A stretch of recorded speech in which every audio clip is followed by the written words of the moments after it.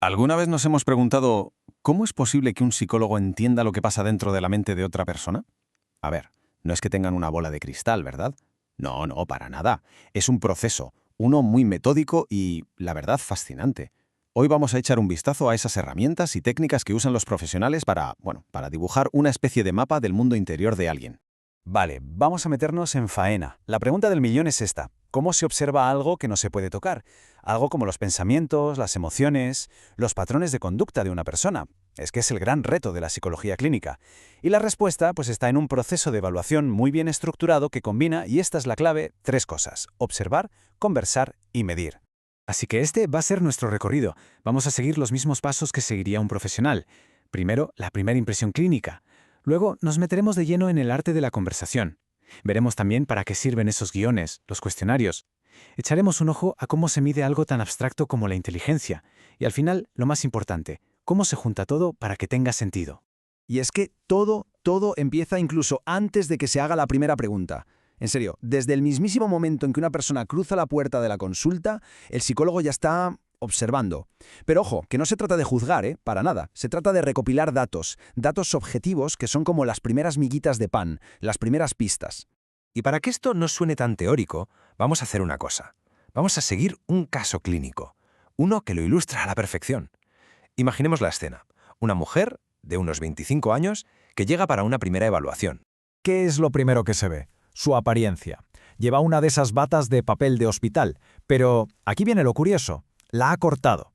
La ha cortado a propósito para dejar a la vista una cicatriz que tiene en el abdomen. Y eso ya es un dato. Es un comportamiento que, claro, llama la atención. Y se anota. Luego, su comportamiento. Se observa que se ríe y sonríe, pero en momentos que no pegan mucho con el ambiente serio de una entrevista.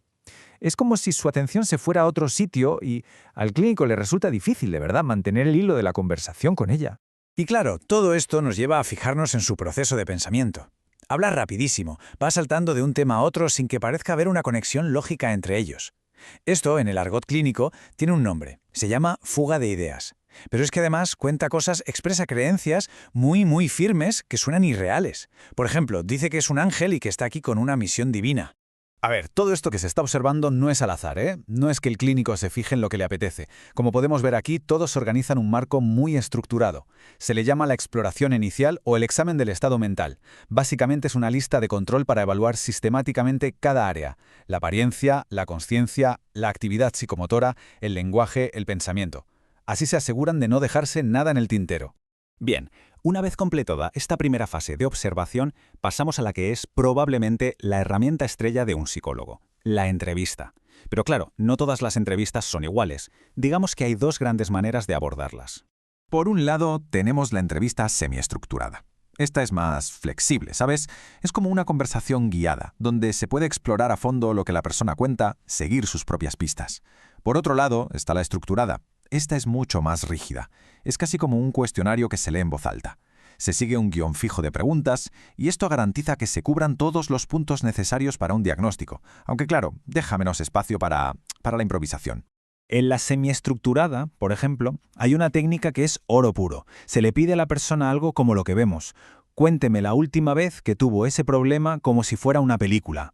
Parece una tontería, ¿verdad? Pues esta simple frase es potentísima porque consigue que la persona dé una descripción súper detallada y en orden, en vez de una respuesta general y vaga. Y a partir de esa película, el clínico empieza a tirar del hilo, a desgranar la secuencia con preguntas de seguimiento. Cosas como ¿y qué pasó justo en ese momento? O ¿y después qué? Con esto, lo que se consigue es reconstruir todo el evento, paso a paso. ¿Qué pasaba? ¿Qué pensaba la persona? ¿Qué sentía? Y finalmente, ¿qué hizo? Y el resultado de usar esta técnica es brutal. El cambio en la calidad de la información es increíble. Se pasa de una respuesta súper genérica y que no ayuda mucho a un relato lleno de detalles como el que vemos abajo. De repente tenemos la hora, el lugar, los pensamientos palabra por palabra: ya no aguanto más, no me respeta, los sentimientos concretos, tristeza, desesperanza, y las acciones exactas: me callé y me eché a llorar. Pasamos de no tener nada a tener una imagen completísima y sobre todo útil. Bueno, dejemos por un momento el arte de la conversación y pasemos a la parte más Científica, por así decirlo, la parte estructurada. Para conseguir datos que se puedan comparar y medir, los psicólogos usan cuestionarios y entrevistas que son iguales para todo el mundo, siguiendo un guión al pie de la letra. Un ejemplo clarísimo es este, el PHQ-9. Es un cuestionario súper habitual para ver los síntomas de la depresión. A la persona se le pregunta con qué frecuencia en las últimas 2 semanas ha sentido cosas como falta de interés o ha estado de bajón. Al final, las respuestas se suman y dan una puntuación, dan un número, una medida objetiva de cómo de graves son los síntomas. Pero claro, a veces hay que evaluar patrones de comportamiento mucho más complejos como los trastornos de la personalidad. Para eso hay herramientas como el SCID-2.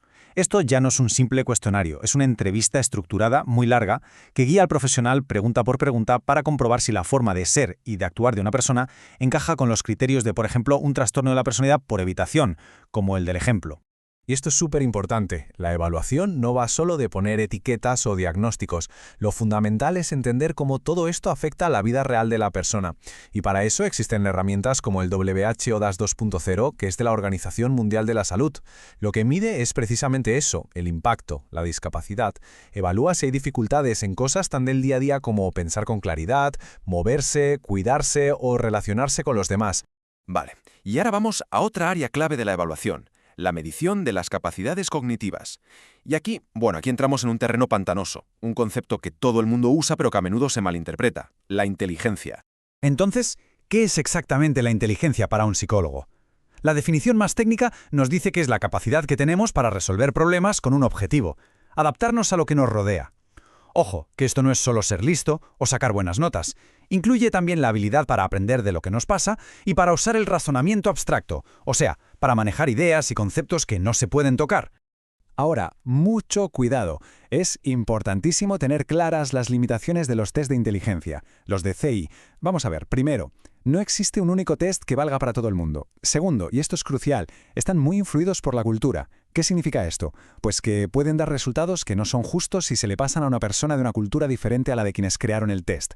Y lo más importante de todo, un test de CI es solo una foto de un momento. Ayuda a detectar cosas, sí, pero nunca, jamás es un diagnóstico final por sí mismo. Muy bien, hemos visto cómo se observa, cómo se conversa, los cuestionarios, los test. Ya tenemos un montón de datos. Y ahora llega la fase final. Y probablemente la más difícil y la que más arte requiere. Juntar todas esas piezas del puzzle para que la imagen tenga sentido. Es que el objetivo no es acabar con una lista de síntomas y puntuaciones, no. El verdadero trabajo del clínico es como el de un artesano. Tiene que ir tejiendo todas esas hebras, lo que ha visto, lo que ha escuchado, los números de los test, hasta crear un tapiz. Un tapiz que muestre de forma clara los patrones de esa persona, dónde están sus puntos fuertes y también dónde están sus dificultades. Y todo este trabajo culmina en un esquema final. Con toda la información sobre la mesa, se formula una hipótesis de diagnóstico, siguiendo los criterios de los manuales que usan todos los profesionales, como el famoso DSM-5. Pero la cosa no termina ahí, ni mucho menos. Después hay que valorar otros factores, los psicosociales, y por último, se establece un pronóstico, que no es adivinar el futuro, sino hacer una predicción con fundamento sobre cómo es probable que evolucione el caso. Y con esto hemos completado el recorrido por el proceso de evaluación psicológica. Todas estas herramientas, desde la simple observación hasta los test más complejos, nos dan un mapa. Un mapa de la mente que puede ser increíblemente detallado y útil. Pero claro, esto nos deja con una última pregunta, una para reflexionar. Si todo esto son los mapas, ¿qué nos dicen en realidad sobre la inmensidad, sobre la complejidad del territorio, que es el alma humana?